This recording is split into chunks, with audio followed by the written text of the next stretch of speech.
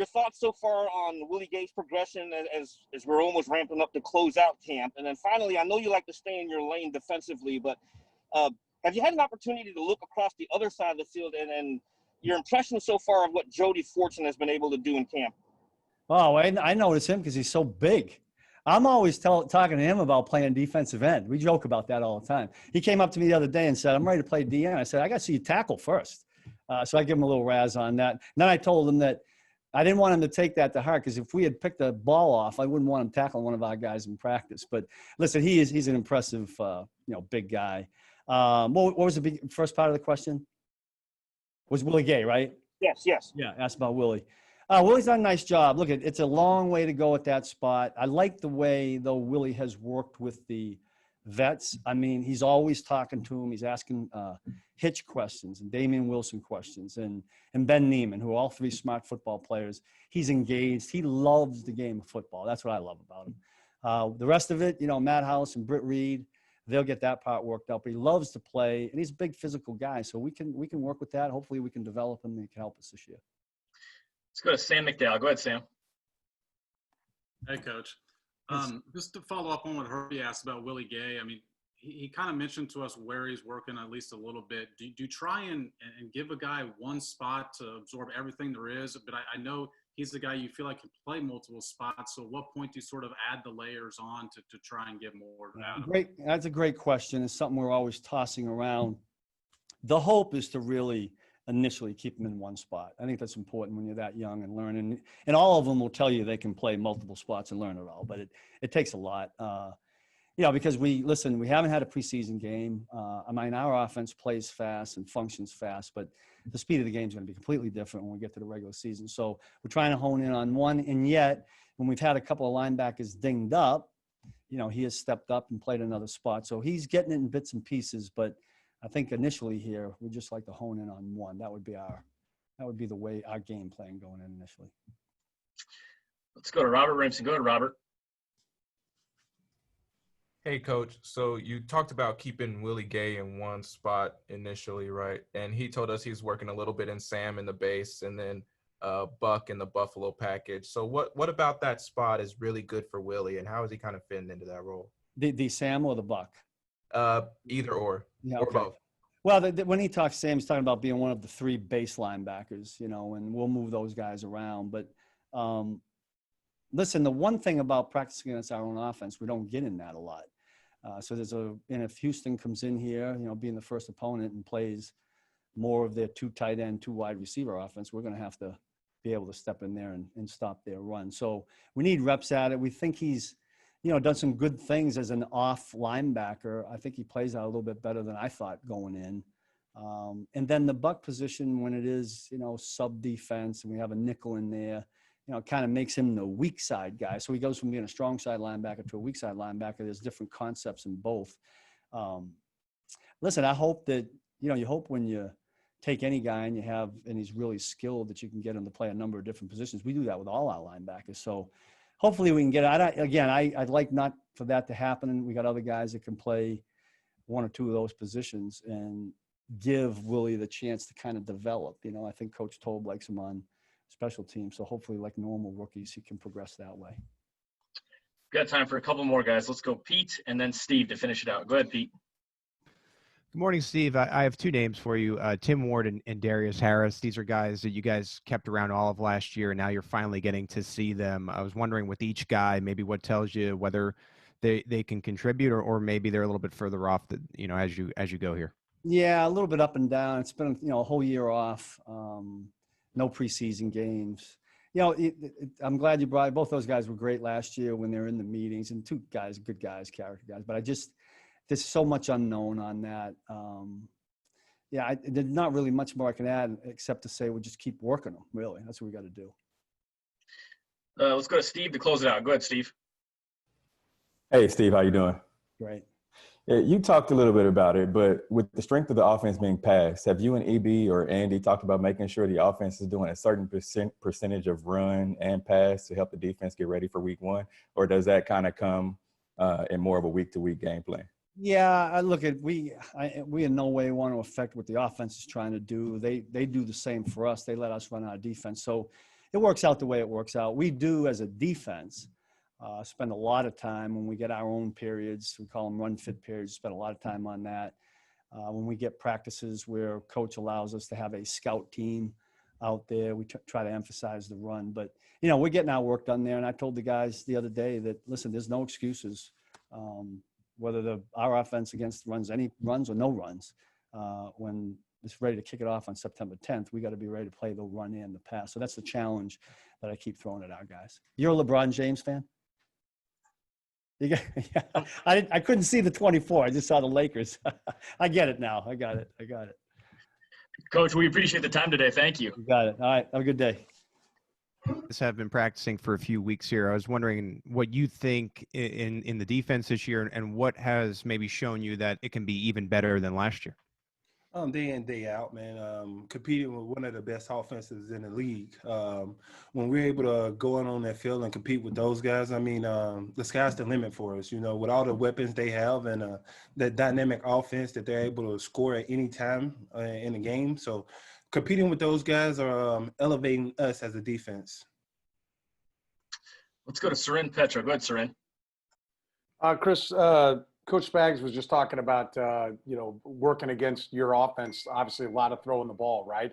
How do you get ready to play the run? When your team doesn't really hunker down, if you're going to play at Tennessee, if you're going to play something like that, what's the process you guys go through to be ready for a team that might just come and try to run right at you?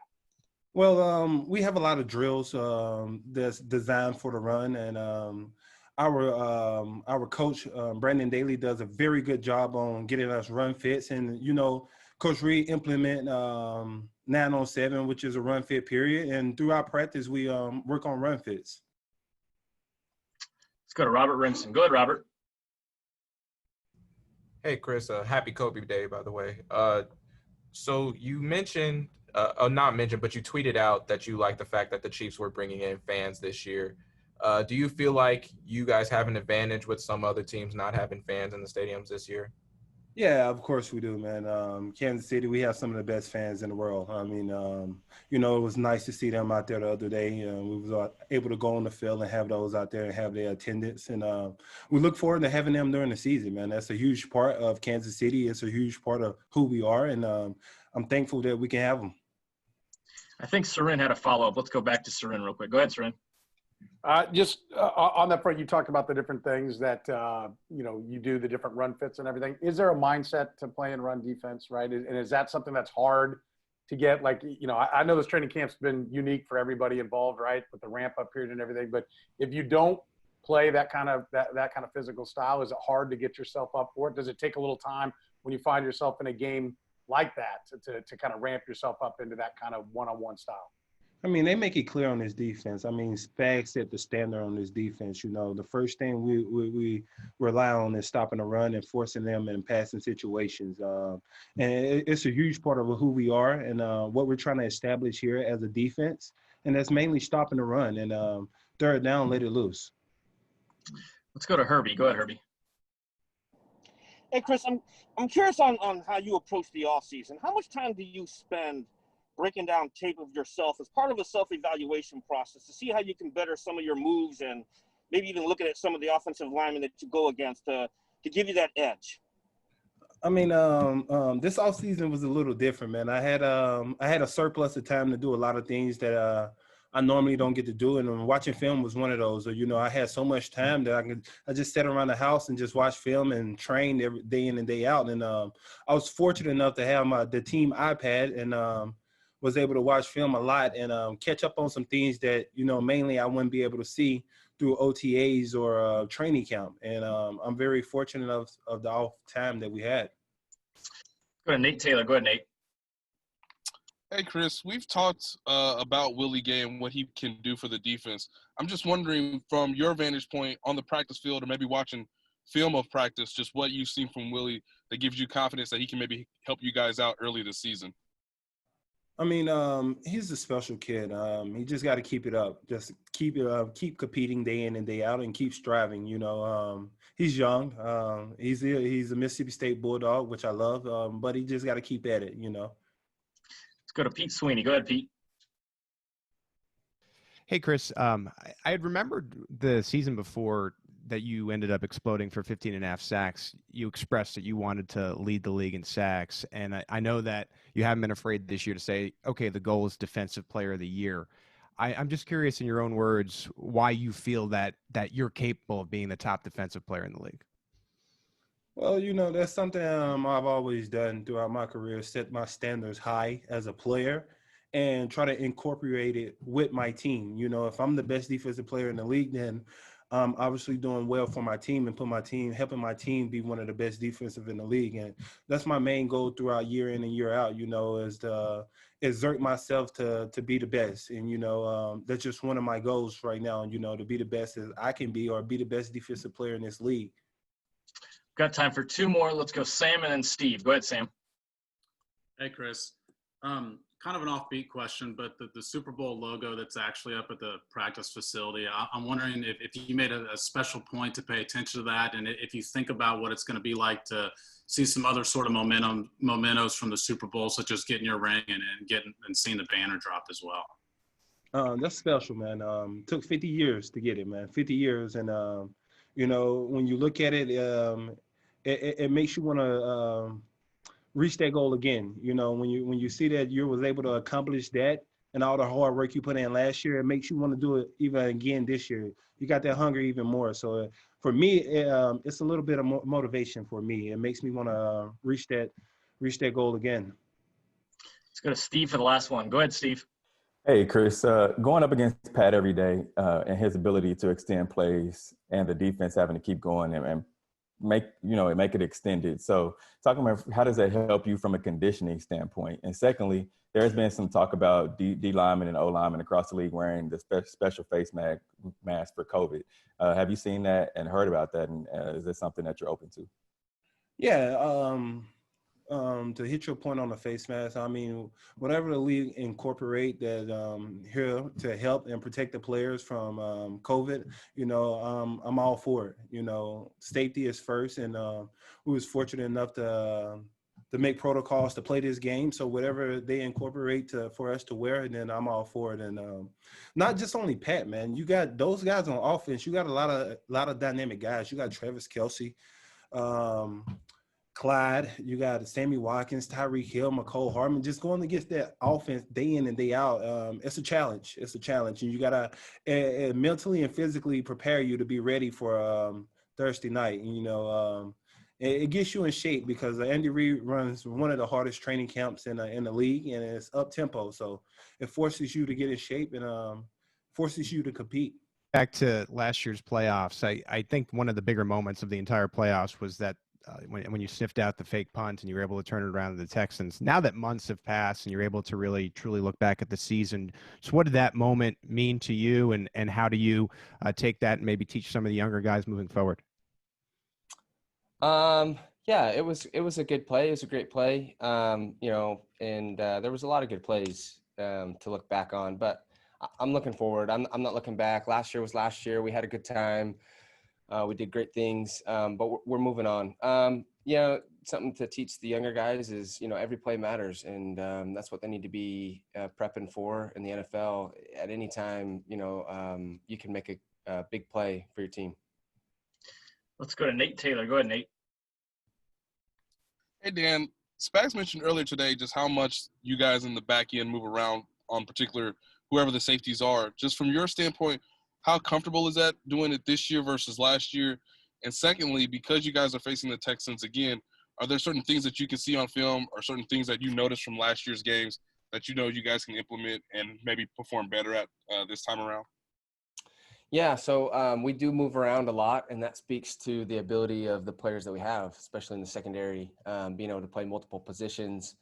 And that gives us a huge advantage because, you know, we can confuse offenses and also put players in favorable positions. And then, yeah, we've got game film from 2 games from last year to look back on and make improvements. So that's a huge advantage probably for both sides, for coordinators going into it. And no, it's going to be a great challenge. I love the fact that we get to start off with the Houston Texans. Let's go to Herbie. Go ahead, Herbie. And then I'm going to take your attention to the other side of the football. based on where you line up, Jody Fortson, what you've seen from him this year compared to last year, what's been his biggest step? Yeah, we got to see Jody on the scout team last year, and he's a big body, physical, athletic, and can go up and challenge the ball. And so he gave us really good looks last year on the scout team, and he's doing the same thing this year in practice. And so it's a great challenge for the guys that match up on him because he is big, athletic, wide receiver that you have to deal with. Let's go to Robert Rimson. Go ahead, Robert. Hey, Dan. So Coach mentioned earlier that maintaining intensity, especially on the defensive side of the ball, is something that he's concerned with this year. How are you guys going to keep up that intensity, and how important is it? Well, if you've never seen the Badger out at practice, then, I mean, that dude's as intense as it gets. So we just follow his lead, and every day, there's something that sets him off, and he's fired up about something. And so that gets the rest of us going. And it's fun to have guys like that care about practice, that can come in every day and compete and get the juices going and get the guys going. And without fail, he brings it every day. So we follow some great leadership on this team, and that's what's going to keep us going. Let's go to Seren Petra. Go ahead, Seren. Dan, how far, this year too with Steve Spagnuolo, and we saw how you guys really turned a corner in the second half. Where would you say you guys are now? Do you have to back up when you got new people coming in, you're kind of starting over, or are you just picking up from where you were at the end of last season, and you expect this defense to be hitting on all cylinders as soon as you start the year? Yeah, absolutely. I've had that same feeling that we just picked up exactly where we left off after the Super Bowl. And yeah, we were hitting on all cylinders and playing good defense. And I would argue to say that with the time that we've had, this ramp up period plus training camp, we're really dialed in on defense. And the coaches know the personnel, we know the scheme, and it's that'll be good for us.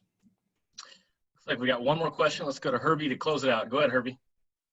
Hey, Dan, you mentioned Matthew's intensity and you mentioned Fortson's athleticism. Yesterday at practice during one-on-ones, Jody had that one-handed leap and grab over Matthew, and Matthew even tweeted about it, that he was impressed. But how impressed were you with that play? That's a good play. It's just fun to watch those guys go out and battle. It's fun to compete against, the players on our team. There's talent across the board. And so it's incredible work that we get to have when we go out against our offense to compete against these guys, these wide receivers, tight ends, Travis Kelce. And so it's awesome. We just go out there and we compete. You win, you lose, you battle, you come back, and it's all about getting better on both sides. Herbie. Hey, Jody, good to see you. Good to see you, Herbie. Hey, I remember we chatted a bit in Miami at the Super Bowl, and I remember you telling me that you were motivated to make the 53. How did you attack this offseason? How did you train to set yourself up for some of these catches that you're making out there at camp, and with the view to make the 53? To be honest with you, the only thing I did was I just took the advice of all the great vets that we have on the team, from Sammy to Miko and D-Rob, even Chris Jones and Tyron on the defensive side. I just took everything that they gave me throughout the last season and tried to implement it into this offseason protocol for myself. And I just come out every day and just ready to attack and just get better. Let's go to Matt Derrick. Go ahead, Matt. Hey, Jody, it was just a couple of years ago, really, that you were down at Erie Community College and then going through Division II to getting to the Super Bowl. What kind of experience has just that been, the whirlwind of your life the last few years? Man, it's been an emotional roller coaster, I'll tell you that. But, I mean, it's definitely been well worth the journey. I wouldn't trade anything I've been through right now to be where I am. Like, I'm definitely grateful for it all. It's been a journey. Let's go to Pete Sweeney. Go ahead, Pete. Jody, I know it's been previously documented that you try to model your game off of Randy Moss, and I was curious why Randy, and what do you see in his game that maybe you've been able to implement into your own? Randy's just an athletic freak. I feel like he can out-jump anyone. He could just run past anyone. I might not be able to run past everybody, but I feel like any ball that's in the air, I feel like I have a great chance of coming down with it. Randy just did a lot of things different from everybody else. He kind of played his own way. You know what I'm saying? He's just a freak. And I just I want to be able to implement that into my game. Let's go to Nate Taylor. Go ahead, Nate. Hey, Jody, good to see you, man. With understanding what you learned last year on the team, was there anything that you wanted to try to change in your off-season training before getting to training camp? And then secondly, because of your skill set, because of your ability to leap for the ball, do you feel like Andy Reid has certain plays designed for you based on him knowing who you are over the last 2 years? First, I feel like Andy Reid is an incredible coach. I feel like he can scheme up plays for anybody. He can make something shake for literally anybody. I feel like he's that great of a coach. I feel like one thing that I wanted to work on as far as like outside of my athletic ability is just trying to learn everything, everybody's position, everything. You know, I'm still learning. Like I'm real fresh into this game. So yeah, I just trying to learn as much as I can. Let's go to Sam McDowell. Go ahead, Sam. Hey, Jody. To kind of follow up on what Nate said, he mentioned just the fact that you're still learning, but going from D2 to the NFL is obviously a pretty big jump. Do you feel like how much more prepared do you feel like you are for year 2 based on what you saw even on scout team last year?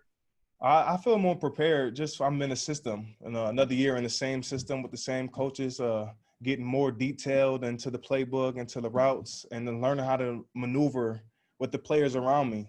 So I definitely feel more comfortable, but, you know, there's still a lot to be learned, and I'm still working. Looks like we've got 4 more left to start with Robert and work our way down. Go ahead, Robert. Hey, Jody. So Tyrann Mathieu tweeted about that moment you guys had at camp yesterday with your one-handed grab. Just kind of talk about that play and then how big of a deal it is to get a guy like Tyrann Mathieu to kind of sing your praises in public like that. It's really a blessing. A lot of people don't really know this, but in high school, I actually wore number 7 because of Tyrann. He's actually been like the best defensive player I've ever seen, to be honest with you. Tyrann, he's a great leader on and off the field. And every practice or before practice, we're in the locker room, I'm trying to get advice on how to be better. For him to, you know, kind of give me a shout out on Twitter to the world, I don't even know how to describe it. It's extraordinary, and I appreciate you, Tyrann, if you're watching this.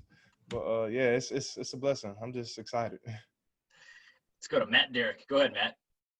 Hey, last year during the draft process, it seemed like there were some teams that were thinking of your body type being more to translate into tight end.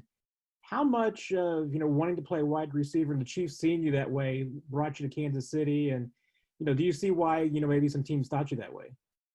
I could see why people would think I'm a tight end. I mean, sometimes, I think I'm a tight end. I'm pretty big. I feel like I'm an athlete. I feel like there's not really anything that I can't do. I feel like I'm gonna be put in a position to win. So I understand, you know, people want to put me in this tight end box or trying to claim me to be a receiver. I'm an athlete. You just put me somewhere, I'm gonna make it shake. Let's go to Nate Taylor to close us out. Go ahead, Nate. Jody, one other thing I wanted to ask you was how much the 4th preseason game ultimately made the decision for the team to keep you here. Just what do you remember most about that game? Obviously, you played well. And just the idea of not having preseason games this year to kind of show your improvements. Just the confusing nature about both last year and this year. I feel like the last preseason game, it kind of allowed me to play freely. I made a play on special teams where I caused a forced fumble down on kickoff. I feel like that was a big play to show that I can contribute to the special teams side of the game. I made a play down the sideline. I was able to jump over the defender and make a great catch. I should have kept my balance and made some more happen, but that's neither here or there. But as far as the preseason games not happening this year, it kind of sucks, you know, like we're not able to show the improvement and our gifts, essentially. Like, so we just have to constantly put it out here on the practice field for our coaches to see and go from there.